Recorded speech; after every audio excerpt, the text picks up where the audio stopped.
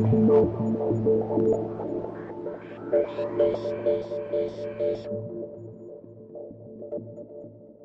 and welcome to the Awakening Philosophy podcast, where we are learning about what philosophy is, discussing why it's meaningful, how it affects us, why we should care about philosophy. Adjusting the lights. We're talking about what philosophy is, how philosophy affects us, if it affects us at all, how philosophy can make our lives better, and how we should then relate to philosophy ourselves so we can better understand and use and benefit from philosophy. We've been talking about why it's important, why it's the most important thing a human can do, and also why that statement sounds unusual to us, why that's a controversial statement, because the way philosophy is currently understood is kind of the opposite of what it is. We've been talking about the true nature of philosophy and its appearance, the way it's taught by Plato and Parmenides and Socrates, the great philosophers from ancient Greece 2,000 years ago, and how it's taught today by people who are the experts in it, and how that differs. We talked about why it differs. We've been talking about why we should expect that change and how it's a natural part of the human condition. We've been talking about how Parmenides recognizes this as the biggest human puzzle. The biggest human puzzle is, if there is philosophy as we've been talking about it, as we've been defining it, then sometimes people cannot be persuaded about what it is if their education up until this point has been so convincing to say otherwise. That is, if you grow up in a world like we have today, in the Latin tradition that focuses on the physical world through the physical senses, talks about ideas as concepts, then it might be very hard to be convinced otherwise that true philosophy is a thing, specifically that there is a metaphysical, a realm beyond the physical, that our soul exists in to some level, and our mind can apprehend. And the whole point of philosophy and life is to turn the soul about from the physical senses to directly apprehend it, because that's where the models live, the paradigms, the things in themselves. So if you're interested in something like truth, you're not interested in an example of truth that you can see through the physical senses, a truth, you're interested in the truth, which is a philosophical question. Not philosophical as in a theory. Well, theories play a part of it, but philosophical in the sense that there is a paradigm of truth. There is a truth that is eternal, not a truth, the truth, which is eternal, the truth about reality itself. Likewise for justice, there is a paradigm of justice that exists eternally, that we need to be using if we truly want to act justly ourselves. So this is the importance of philosophy, to access the paradigms that are universal, that are not based on opinions, that are not based on concepts derived from physical examples, but have their own eternal existence. That's the realm of metaphysics. That's the purpose of true philosophy. We've been reading the Parmenides, where Socrates comes in where we are starting, and he engages in something called a dialectic. Back and forth question and answer from someone more advanced, more experienced, more skilled in philosophy, through which they can be led to see where they fall down, their limit. Where are they limited from participating most fully, most wholly, most infinitely in philosophy themselves? Where are they blocked? And once they become aware of the block and the cause of the block, For Socrates, Parmenides pointed out it was that he cares too much about the opinions of humans, and that's going to limit him in discovering the truth about himself, about reality, about the ideas themselves. For the Greeks, the word idea means to behold. So it's an object of knowledge, because the mind can turn around and behold it directly. It's not an opinion. It's not just a theory. It's not just a concept. It's something that is knowable through direct apprehension, through ousia. What is ousia? The eye of the soul. This is what we've been covering. Parmenides says to Socrates. So we have a young Socrates meeting a more advanced Parmenides. Socrates at the start of his philosophical journey, I know where a lot of us are. And Parmenides points out, hey, while you go through this process, what sort of process? Of using the logos to define each of the ideas and understand how they relate to each other. Systematically, step by step, to gain a complete understanding of the ideas themselves and what kind of universe we'd be in if those ideas didn't have a being. The positive and its negative reflection. The systematic way of doing that exercise is called the dialectic. He says that we must exercise ourselves in this kind of way if we want to apprehend the truth. If we don't, we have nowhere to turn our understanding. The true purpose of our understanding is for this exercise. If we don't take the challenge to join the philosophical quest, we're not using our understanding. The Greek word for understanding is dianoia. So he's pointing out, hey, the object, just as the true objects of our physical side are physical objects, in the everyday world, the world of becoming, because everything is becoming or changing, so too there is a object for our understanding, which is the world of being. That's where we need to direct our understanding. As we do that, we have to keep an eye on the objections that come up, the counterattacks that tell us to stop, do something else. And we also have to keep an eye on the counterattacks or objections that come up, which they will. That's part of being human. That's part of being raised in our society at this point of history. While exercising the logos through the structure of the dialectic, which is using the cognitive faculty of understanding, called dianoia, to distinguish and define all of these ideas in being, separate them apart, and talk about how they relate to each other. In your own writing, as your own exercise. That exercise he calls dialectic.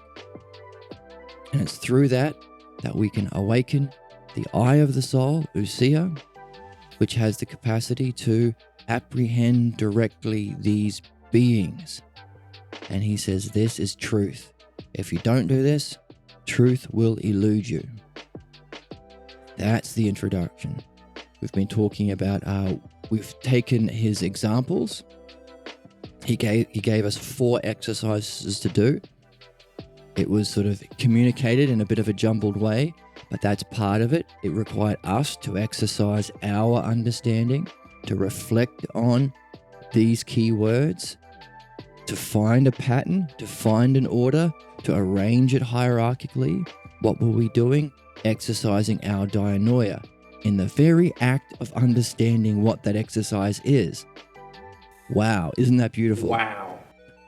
Which is kind of like the activity of understanding is itself the awakening of our understanding.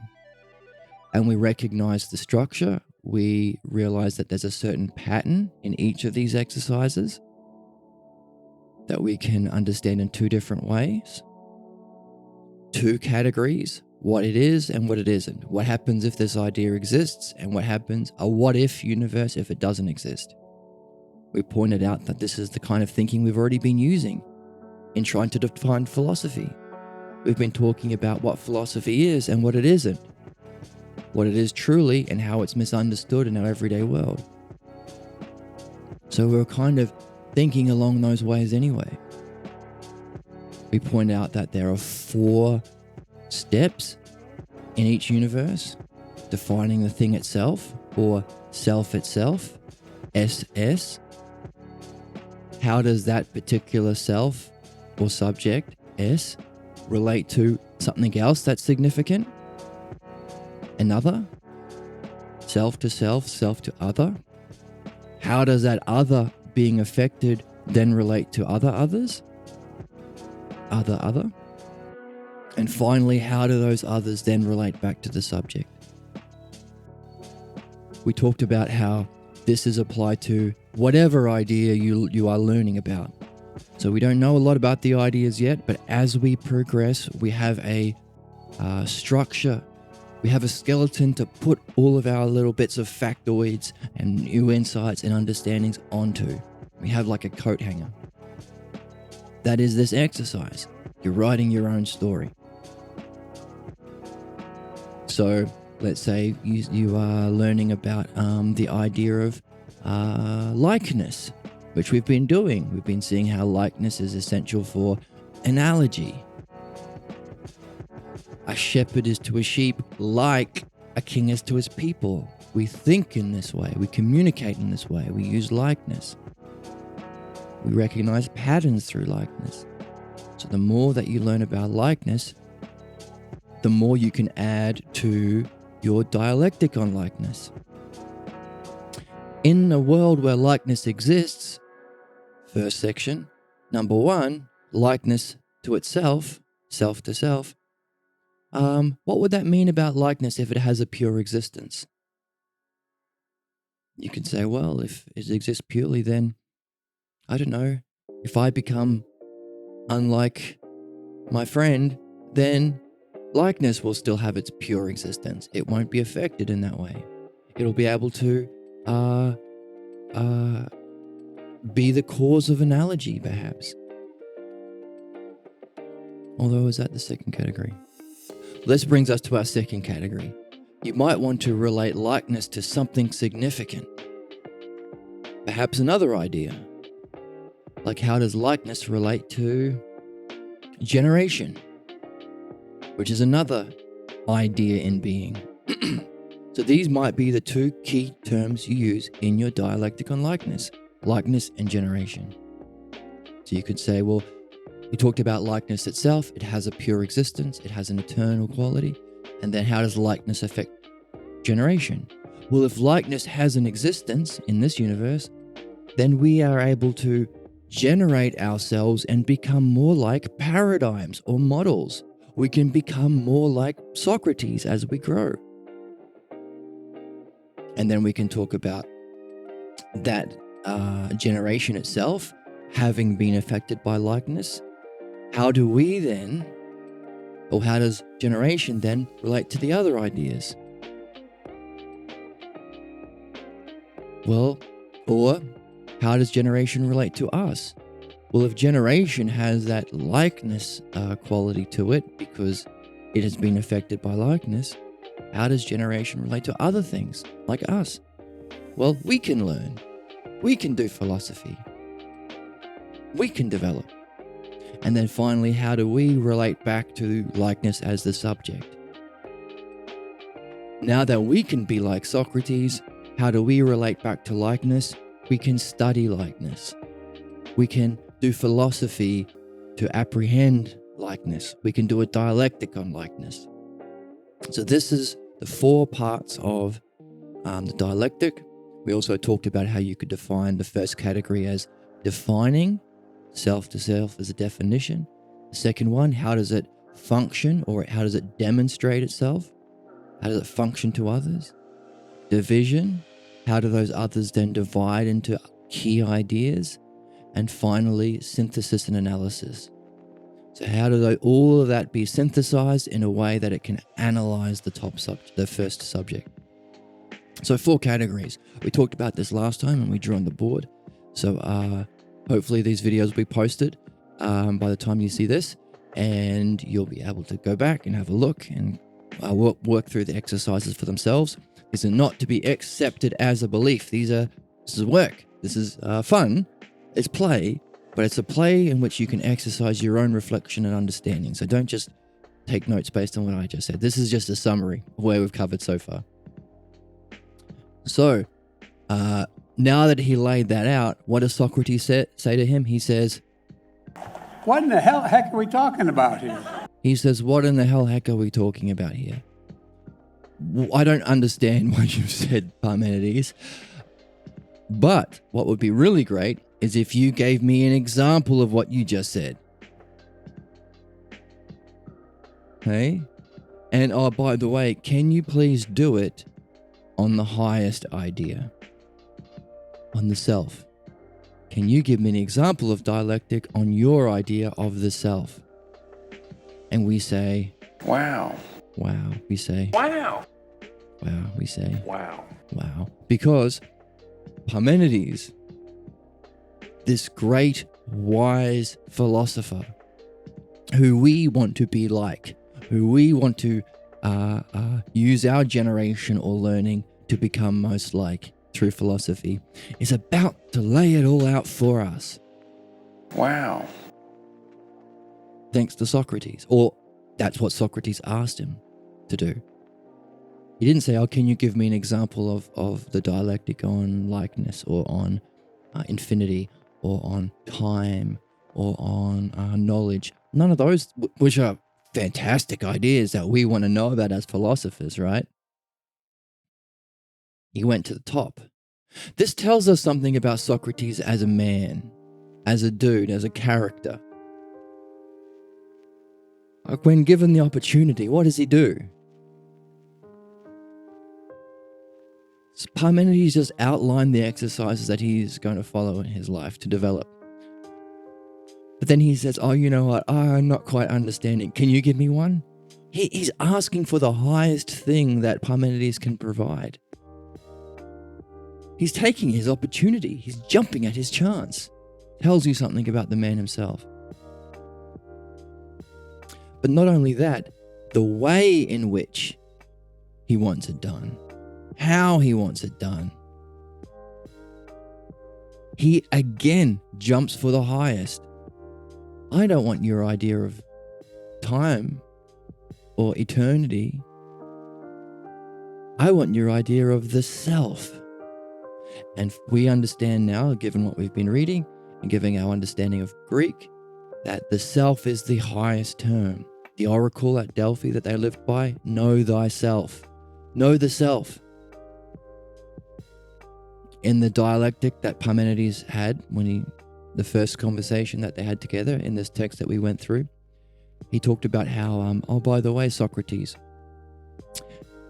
you've been convinced that things like beauty and truth and knowledge, they're just concepts derived from physical examples. But then he said, oh, by the way, must they be of something? Being or not being? Well, they must be of being. Thankfully, Socrates already had an awareness of what being means to the Greeks. So they talked about the beings in the realm of being, or the realm of metaphysics. Metaphysics prior to physics, or prior to the physical world. And Parmenides asked him, by the way, each of these beings, for them to have their own separate existence, they have to be one, right? So does that put one in a higher class? Or are each of these beings, they have their own separate self? Because they're not dead, they're not dumb, they're not powerless, they're not ineffective. So they have intelligence, they have power, they have vitality. So there's some kind of self. Therefore, self goes in the highest category. For the Greeks, the ultimate term is the self, the first cause. And this is what Socrates is asking about. Hey, Parmenides, give me an example of the dialectic, but use the self. Give me your Dialectic on the self. Wow. And what does Parmenides say? He says, stuff off, kid. Get out of here. Get out of here, kid. No way. That's too much work. I'm old. Get out of here. I'm an old man. Don't ask me to do that. You have no idea what kind of a sea of logos we will have to swim through to answer that question. Take a hike. Fair enough. And then we closed the book, and then we started talking about the NBA playoffs. Because what's the point? Actually, no. That's not what happened. What happened was Socrates actually responded to that. Socrates said, oh, okay, don't worry about it. Oh, it's all right. I'll just ask your student. This guy that you've been teaching, I'll ask him. Let's see what he can do. If you don't want to answer, I'll ask your student then. How about that? Zeno, who is the student, laughed and said, He goes, you know what? I'm with you. Don't ask me. Let's ask him. That's something I haven't heard for a very, very long time, which is a question. How come he hasn't heard in a long time? He's a student. So it's a question. We don't quite know. But let's ask him. Two of us together. And then everyone jumped in. Yay, let's ask him. They were all cheering and say, come on, Parmenides, give us your dialectic. Wow. Yeah. They all were going, yay, come on. And Parmenides said, well, okay, given that Zeno has asked, and given that there aren't everyday people, the many, who think this kind of talk is empty talk and useless, people who are ignorant of the fact that it's this kind of talk, this kind of reflection, dialectic, that is the method for reaching truth. The many don't know that. They're ignorant of that fact. Ignorant in philosophy not only means they don't know, they're certain that their false idea is right. They have been convinced that there is no such thing as being. So what the hell are you going to do wasting your time? What the hell are you doing wasting your time through this intellectual exercise, this reasoned exercise, wasting your time on this planet doing this if there is no such thing as being? Or, okay, some people have had spiritual experiences or maybe grew up in spiritual traditions. They might, think there is such a thing as God or the divine, but it's unknowable by us mere humans. So again, you're wasting your time. There's none of these people at the party, says Parmenides. Zeno said it would be rude to ask if they were here. Parmenides says, well, they're not here. Zeno asked, these people are not here, and we are of selves. Selves is the key word. Selves is the word that we've been using to distinguish the highest. The honorific is the word. To move from particulars to the ideal, the highest expression. That movement to the highest is an anagogic movement, which is a fun word that we've been using because it's awesome. So the word self refers to the highest excellence of something, or the honorific. It can also refer to a particular thing, but it also has the ultimate. So there's three expressions. And he's saying, hey, we're all selves. We're all the highest qualities of humans here. So I'm gonna do it. He mentions he's like returning like an old racehorse to having to race again. Something he wants, something he loves. He's being forced kind of against his will to return to it. And he remembers how difficult such a race will be. Such a swim through a sea of logos. So this is all of the he's front porching it, right? He's people on the front porch talking about how difficult their life is while they're sipping lemonade or whatever. He's doing that. Oh, it's going to be so hard, and I'm old, and I'm like a racehorse that's been returning to race again, and I remember how hard it was to begin with. But I'm going to do it because Zeno asking, because we're selves here, and there's none of the many who don't understand this, and the significance of this.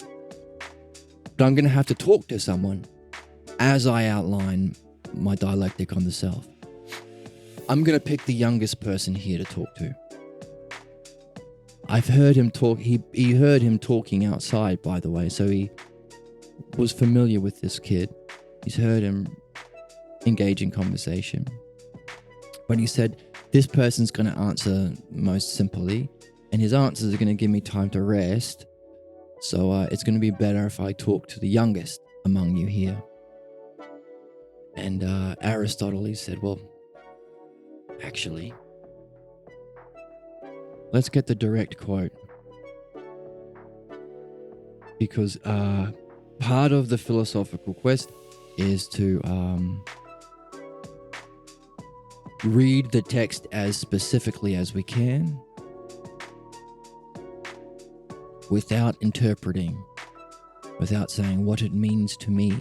No, that's your opinions, that's your ignorance, that's your false images or your prejudices or your beliefs. We're not interested in those things. We're interested in truth, understanding, and knowledge.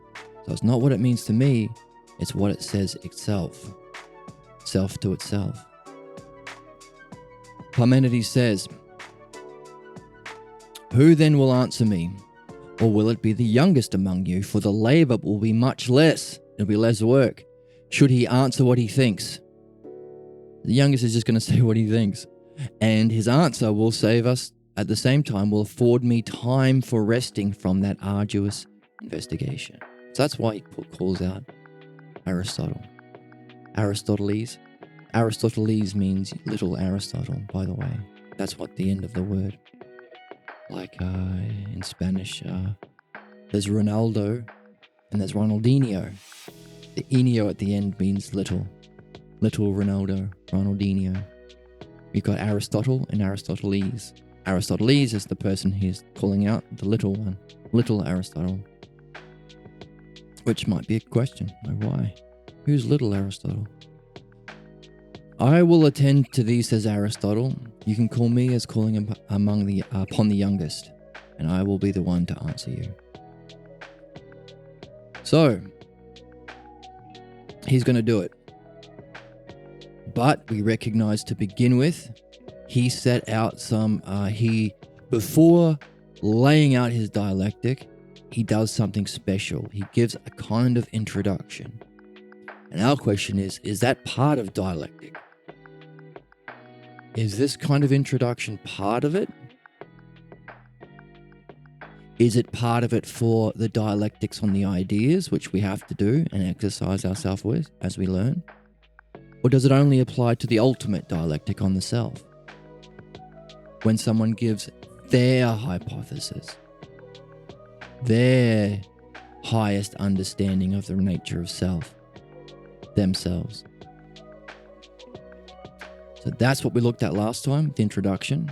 We recognized that there are parts. In fact, and then after this introduction, he launches into the first category.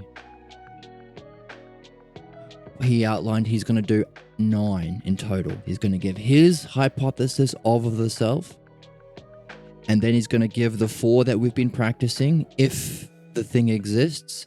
Self to self, or definition, self to others, demonstration, others to others, division, and then the others back to the subject, back to self, or synthesis analysis. He's going to do those for if the one is, because his term, his partner term he's going to use to define the self that he's picking out of all of the things is one. He thinks the true self, the higher self, is the one self.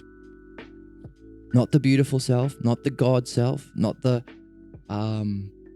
wisdom self, the one self. That's what he's picking. All right, and dialectic basically has 2 fundamental things put together to define something. Dialectic. It's one of those categories of 2s. He's picking the one. So when we have a subject, which is the one, we have the 4 instances of it in the world if it does exist, in this what if universe, what if it does exist, And then the 4 if it doesn't. What if the 1 doesn't exist? What can you say about itself?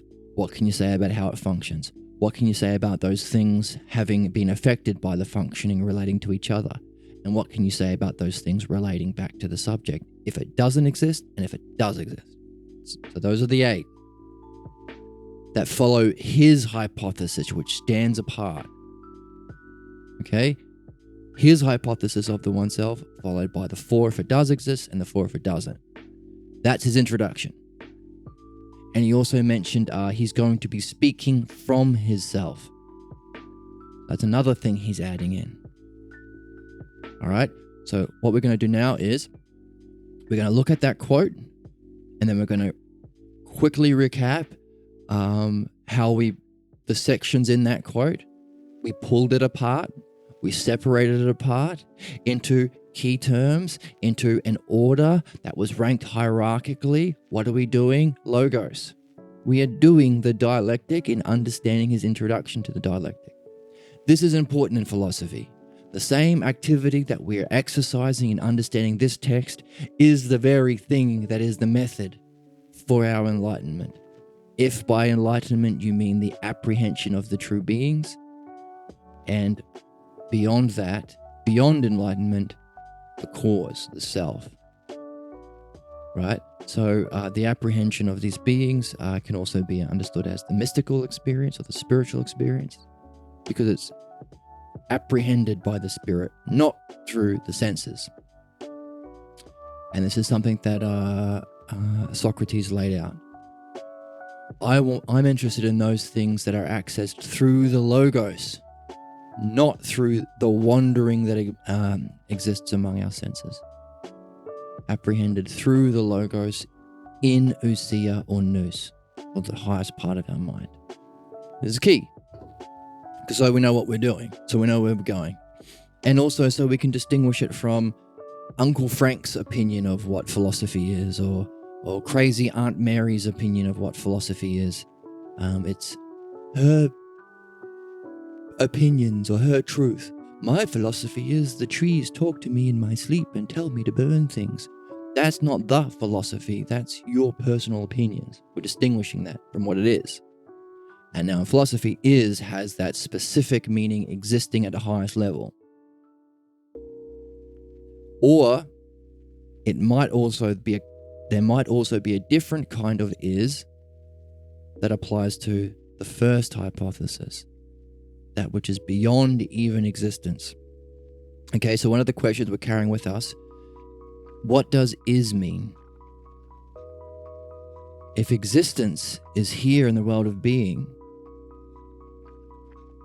does is refer only to that, or can there be something that is in the one? Can you say the one is? And if there is, if we can use that language to say the one is in a certain kind of way, what kind of way? Because if it's beyond existing ones, then we have to differentiate it. We better know what it means to exist, so that we can say, oh, by the way, the kind of one that is not that. It's something else. All right, so we're going to look at the text and go through that activity, unpack his introduction, and then we're going to jump into the first hypothesis. Let's have fun. Wow.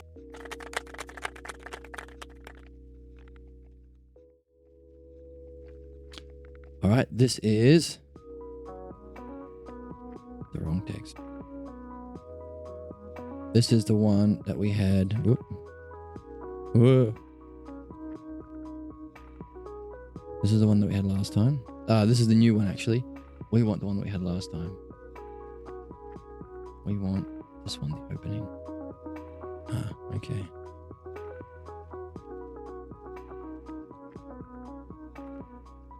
Let me bring this up. So we're going to the end of the opening part before the first hypothesis, which means I need to pull up the other scroll. This scroll. Here we go.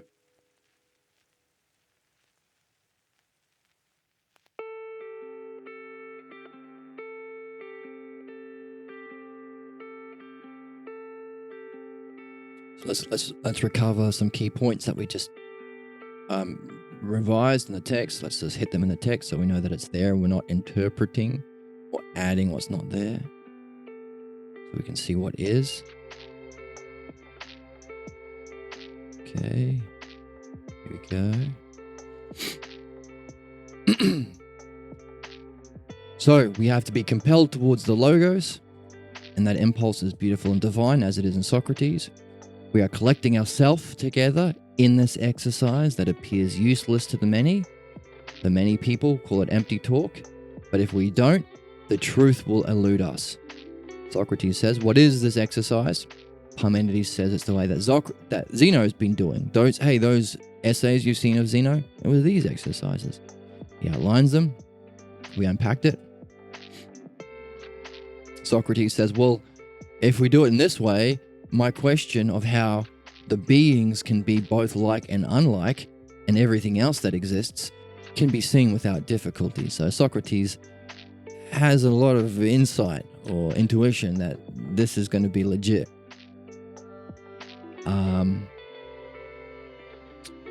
He outlines the method that we figured out. We recognized, we unpacked, we saw key terms, the order, the hierarchy, the pattern, its symmetrical reflection in each of the different examples, right? The paradigm of the dialectic, right? This is the logos in the dialectic. That activity that we just mentioned is the philosophical process. Finding the logos. Socrates says you speak of an extraordinary study of realities, but I don't understand. He says, What in the heck are we talking about here? so why don't you hypothesize in detail the self for me so that I can understand? He says, you speak of a lot of work, I'm old. And he says, why don't I ask Zeno? Zeno's laughing. He says, come on, let's ask Parmenides, because it's fine to make a request, because if the people here were ignorant that this discursive procession through wandering through the beings is the way that our intellect, nous, says here, can hold on to the truth, the keyword truth. So Parmenides, I ask in conjunction with Socrates that you take up what? The logos.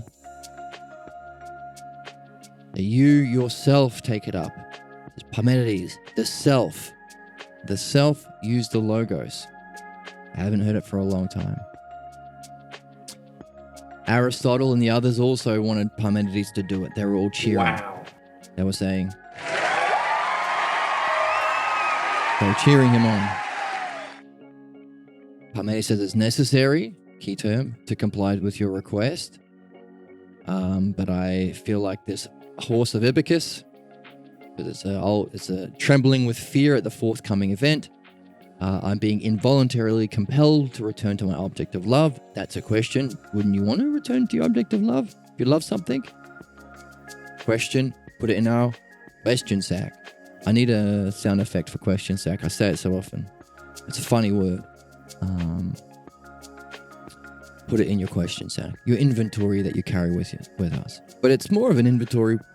Inventory's out the back. The sack you carry forward, because we want to carry these questions forward with us. So I'm old and I'm dreading the undertaking. It's going to be a great swim through so great a sea of logos. So, if this is going to be difficult for us, hey, Parmenides did it and he was old, so we can do it. And it's probably going to be a difficult swim for us, but oh my God, it's worth it, right? These are the stakes. He's laying out why it's worth it. The most worth it of anything we can do, probably as humans. But it's going to be a big swim. So get your swimming trunks on. Or your philosophy caps on. Swimming cap? That kind of works. For it's necessary to take this task in hand, seeing as it's the request of Zeno. That's a question. Why is that a precondition for sharing the self logos? that a student that you've been helping specifically asks for it? I don't know. But as a question, it's significant. Don't know. Keep that question. So then he gives us his introduction. Okay, this is what we're interested in. This is the end here where Aristotle says, I'm going to talk to you. This is the end of the opening. Where he goes, who will answer me? And Aristotle says, me. But this section here is the last part that we have to look at before we can jump in, which is his introduction. Where shall we begin? What shall we hypothesize first? Hypothesize a what if? What is the universe that follows if? Or, if you wish, seeing that it certainly appears that we must play a reality-based game, we're talking about the realities, what's real. I must, 1, begin from myself. Okay, that's significant. When we do this, we're starting from ourself. Number 1. Number 2, give my hypothesis of myself. That's our focus. So this is number 1 or number 2, or maybe 1 and 2 together. Begin from myself and the hypothesis. Maybe the word and makes it 1. Begin from myself and the hypothesis of myself.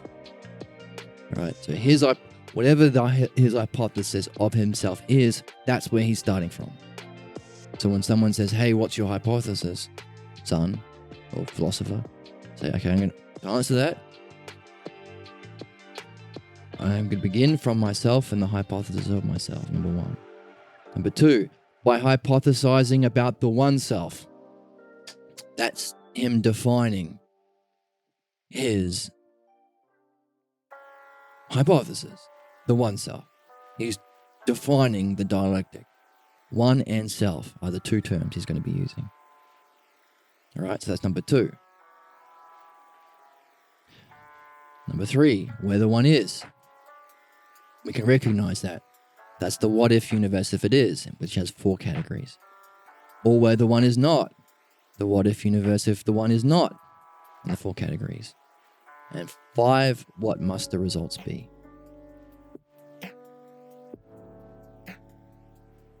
So then we looked at that, we unpacked it, put it into its different sections.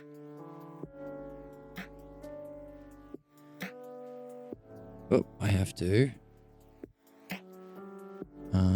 move my cursor to the screen that has my futuristic notepad. I click on this one and we make it to monitor 2. There we go. Here we go. So, number 1, begin from myself. And the hypothesis of myself. That's really number 1 together. And then he says, by giving the hypothesis of myself, which is the one self. That's his first task. Or second. His beginning, that's where he's speaking from, or the precondition. The first definition is his definition. He's defining his hypothesis.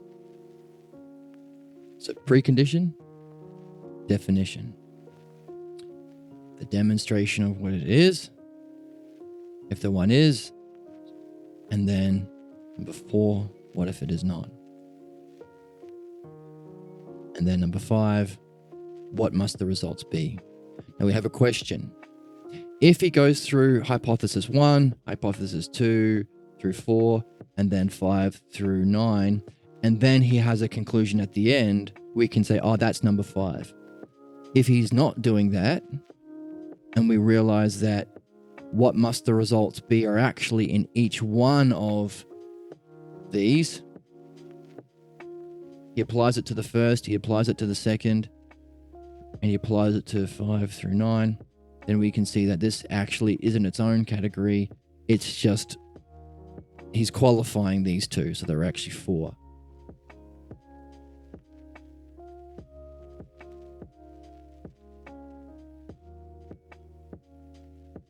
So there's either going to be 4 or 5 things in the introduction that's necessary to set up. So that's what we're going to look for. He's given us like a map. Okay?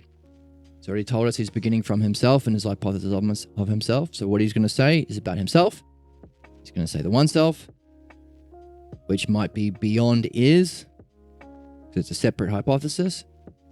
And then he's going to give, if you think the one is, these are the...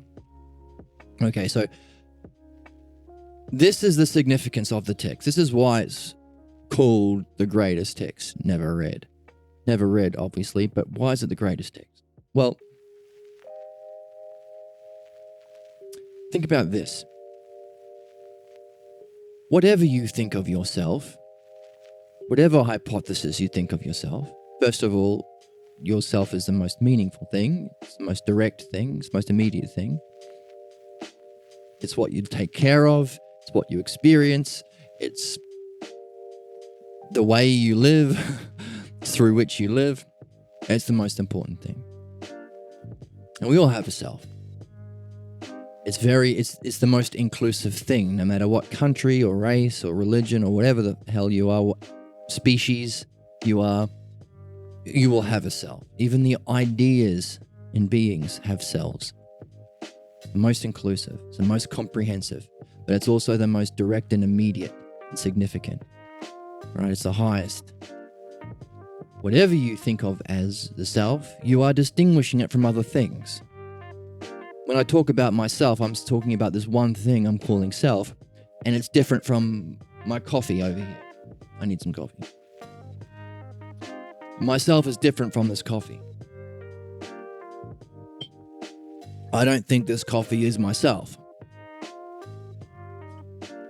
So I'm saying there is a kind of one that I am calling myself. Whatever your idea of self is, it's going to be a kind of one. So, if Parmenides, while giving his hypothesis of himself, while giving a demonstration of the dialectic, is also outlining all possible kinds of ones, all kinds of ones that you can have, if the dialectic completely encompasses a full understanding of everything, that means every one that is going to be one of these 4 categories. If you think there is a one that is an eternal or a divine kind of one, the self is something that's beyond the physical world, it's going to be one of these 4 kinds. Whoever you are, wherever you are, whenever you are. Because this is not just on his self, it's a one. It's a dialectic on one. That's the subject, and everyone's self is one. But if you think you have a self, so there's some kind of one which you are, but it's not divine, it doesn't have an existence, it's not is in existence. It's just, I have a self, but, there's nothing beyond the physical world. There's no divine realm. Like an atheist or something like that, or a materialist or empiricist. Each of those things, atheist, empiricist, materialist, nihilist, applies to everything, there isn't even the physical world, is going to be one of these 4 categories. Whoever you meet, wherever, whenever you meet, if they think there isn't such a thing as an existing one, that applies to the self, their idea of themselves is going to be one of these 4 here. Wherever you meet someone, whenever you meet someone, and they think there is a self that has an existence that's beyond the material world, it's going to fit in one of these categories. Because these are the 4 categories that completely encompass an understanding of a subject, and the subject is the one if it is, if it exists. Likewise, if the dialectic is 4 basic categories in which you can put everything that will completely encompass a full understanding of a subject, and this number here is if it is not, it doesn't have an eternal existence in the realm of being, then if you meet anyone who doesn't believe in the realm of being, then whatever they think of themselves or anyone, hey, apply that one to reality. Whatever they think of truth, whatever they think of themselves, whatever they think of knowledge, it's going to be in one of these categories. An empiricist, a materialist, a nihilist, right? A relativist. These sorts of ways of thinking you'll be able to identify within these four. So this is why it's called the greatest text never read, because it predates many ways of thinking. It predates many religions. It predates Christianity, while completely outlining what's going to be involved in that way of thinking and other systems that have that way of thinking. So this is the tragedy, that it's why it's never read. Tomorrow there could be a new cult that starts up, that takes over the world. But if we go through this text and swim through this great sea of logos, because we're noble, true adventurers, then we'll be able to say, oh, this new cult starting with that charismatic leader, it's number 6 or number 4. And we can fully understand and explain that way of thinking and all other ways that are like it. So we can recognize whether it's true, whether it's false, the problems or limits it'll have, the significance, or what the results will be for a person in that way of thinking, for a culture in that way of thinking, and for humanity in that way of thinking. If the dialectic is fully encompassing in its 4 categories, both if you think there is such a thing as being, if you don't think there's such a thing as being, so it probably won't be a religious or a spiritual cult. It'll be something else based on, I don't know, a system of thinking that doesn't allow for existence, or doesn't allow for a one that exists, because they can't jump into that set.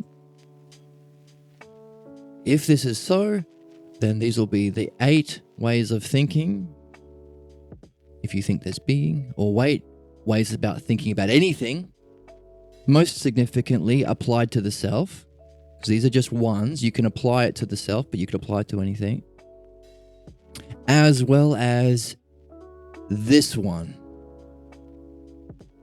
As well as an idea of oneself that is beyond, if one doesn't exist, like the physical, if one does exist, metaphysical being, but there's even something beyond that Parmenides is saying is my hypothesis.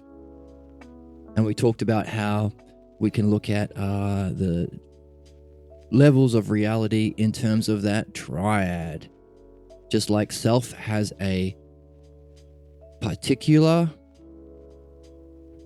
the word self, like it has the honorific or the higher.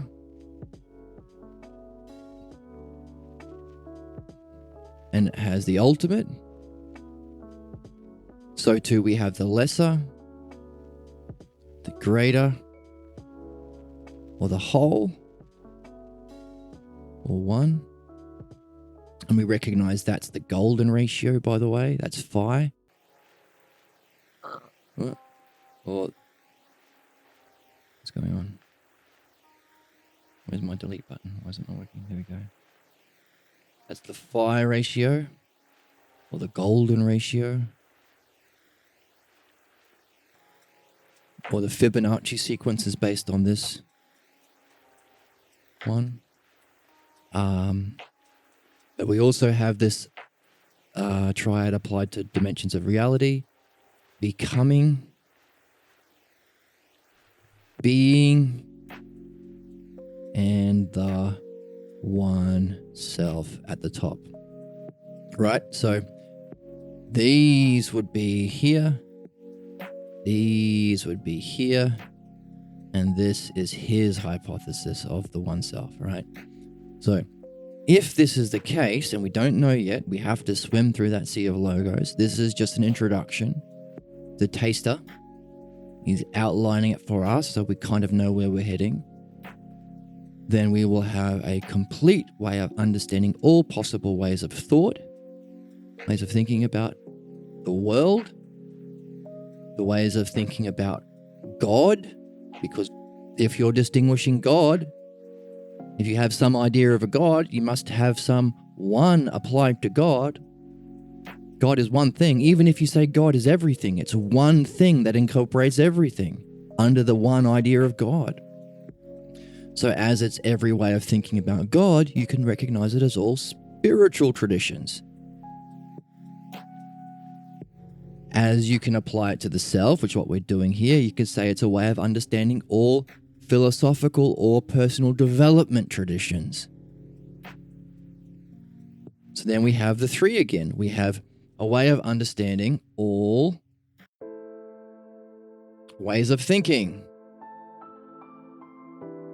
or academic.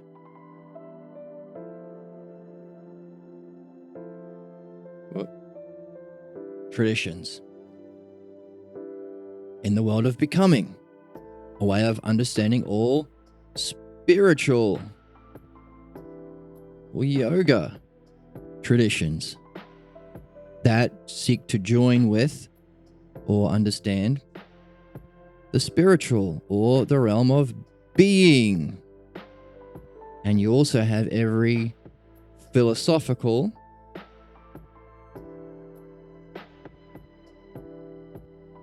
or personal development, DVELOP, the personal development traditions, because you can apply it to self. And we recognize that this is just a way of applying it to the physical, YSICAL,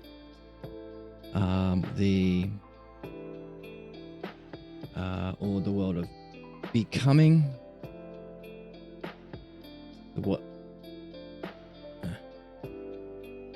let's say becoming, or physical, the way of applying it to, oh, that's bad handwriting, SICAL, the realm of being, or the ultimate, which is ultimate, which is beyond being. Or, so what I'm doing is I'm pulling everything we've learned that we've put in our skill tree of threes that we've come across so far, triads that we've seen. So we can say that's nothing other than the lesser, the greater, or the whole, or as it's beyond a whole, we could say it's whole/one, right? So this complete way of understanding could be applied to any of these three categories, because each of them, whether you're thinking about stuff, each of those things are a one. Whether you're thinking about God or the divine, spiritual, hey, it's a one. God is one, divine is one, enlightenment is one thing that you're calling enlightenment, distinguishing it from non-enlightenment. They even use the word oneness. What's oneness? The one that is, the one that has an existence. Oneness. So you can understand all possible spiritual traditions or all possible yogas. You could apply it to what's beyond is or is not, that which is a cause of such things, the ultimate or the self. So if you're applying it to the self, you have a systematic, complete, all-encompassing way of hierarchically arranging, ordering. It's part of the logos, right? Not just understanding the terms, but seeing their order, seeing how they relate to each other rationally, applied to the self. That's personal development, right? To make yourself better. To go from sad, oh, I'm a nihilist and there's nothing that means anything and my life's meaningless, to maybe empiricist. Well, there's actually some stuff out there, so I'm not nothing. I'm not completely nothing. But it's just stuff. It's just pointless dust in space. To maybe a bit higher. Well, maybe there's something, even if I'm just a dust in space, I can still have language, and that's kind of cool because I can communicate with other dust people. So you're going upwards, and your mood will change, your state of mind will change, your seeing and your development will change, right? From depression and nihilism to being able to communicate with people, as you go up. So that's why we have this as a hierarchical arrangement or order. Because they're not just kinds of ones, he's putting his idea first. This is the best idea of one, the one self. And these are all the kinds of things that you think one is. Applied to yourself, it's personal development or philosophical. Applied it to God, it's spiritual or yoga. Applied it to physical things or just regular concepts, it's just thinking or the academic tradition. All of these traditions, the academic, the spiritual, the philosophical traditions, you can use this way of outlining it completely structured through the dialectic to understand all of them. And why should we care? Well, we're philosophers. It's the archetype of the hero's quest or the archetype of video games or adventurers, but we're not physically killing things, right? So what does it apply to? Helping, benefiting, growth. So the enemies we slay are not physical enemies, but the counterattacks that he's been pointing out. Hey, as you go, you're going to get counterattacks. You're going to get opinions from humans of the many who have been convinced of these lower levels and don't even think that there's a being that exists and tells you to stop and follow them. They will try to enslave you in their thinking. Just like an enemy, like a goblin, will try and enslave you or kill you or shut you down or make you a slave to his group or his way of thinking. It's an analogy. The highest is this. The internal conflicts we suffer.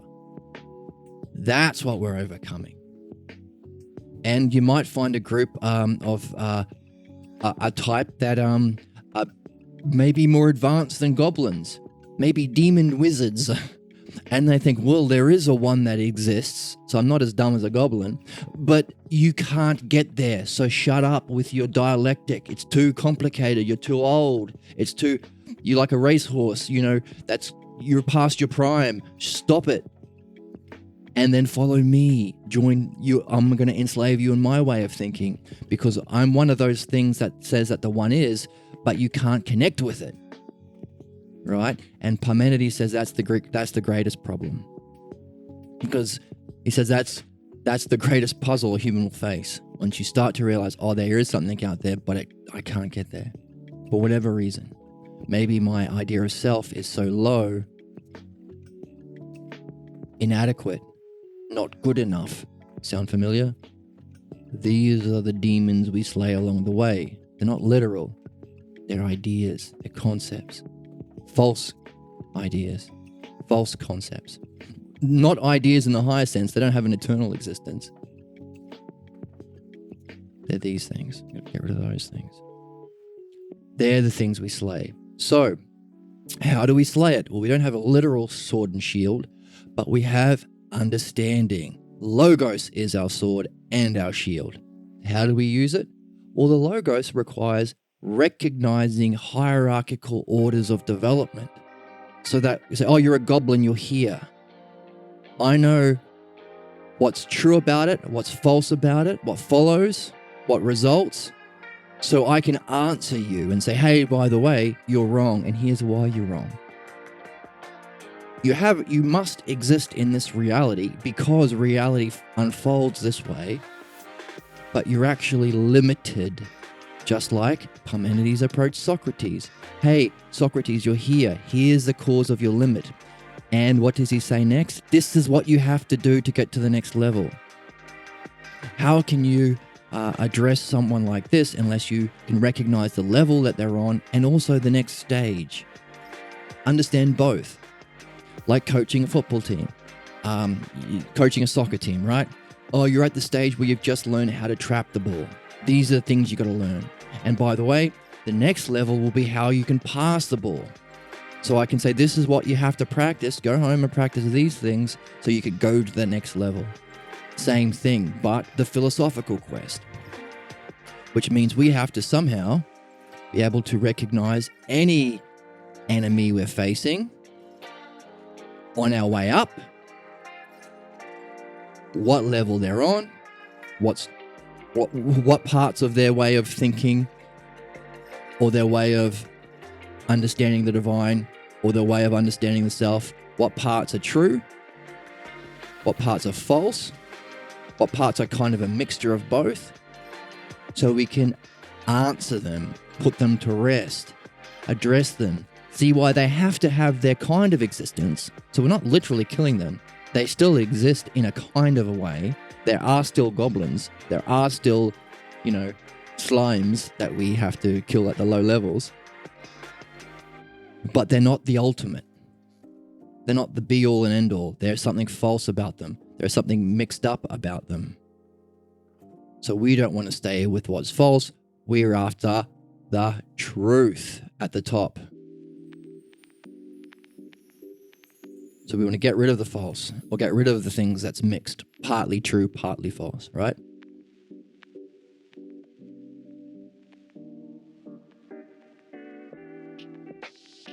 So that's the significance. It's our logos, it's our sword and our shield. To be able to recognize whenever we are on one of these levels, these four, or this one, on our way up. And also, he says, by the way, Parmenides says, by the way, even more admiration is those who can, after climbing, can help other adventurers on the climb, as he did with Socrates. So not just is it slaying the enemies on the way up, it's helping the other adventurers on their way up when we turn around and help others. So for example, let's say a new cult is being started or some charismatic leader who is in one of these traditions and he's going to take over the world and enslave everyone. We need to be able to recognize what level he's on and how to address him properly. Also, everyone in that cult, help them. There's something that they're seeking. They were convinced. So help them become a true philosophical adventurer. It's the most beneficial thing you can do in both kinds of ways, of addressing and removing the difficulties, the problems, and finding the truth to the ultimate of the self. These are the stakes. And this is so now what we're doing is we're adding more content to what we said at the beginning. We said, why do we care about philosophy? It's the logos. Now we're seeing more about what it is. Why do we care? It can help us find our truth or our destiny, the truth. But also, everything you have to look at as reflection. You can also apply the logos to addressing the anti-logos or the objections or counterattacks, which lead to problems, fates, solving problems and finding truth. That's the game. And of course, you could say solving problems and finding truth can be represented by figuratively by these two, but even above both, there is a way of seeing the whole together. Why everything is meant to be as it is, even the apparent problems that we have in our everyday world. Why the whole thing is all the one self, and why everything has to be the way it should be. The other word for that is justice.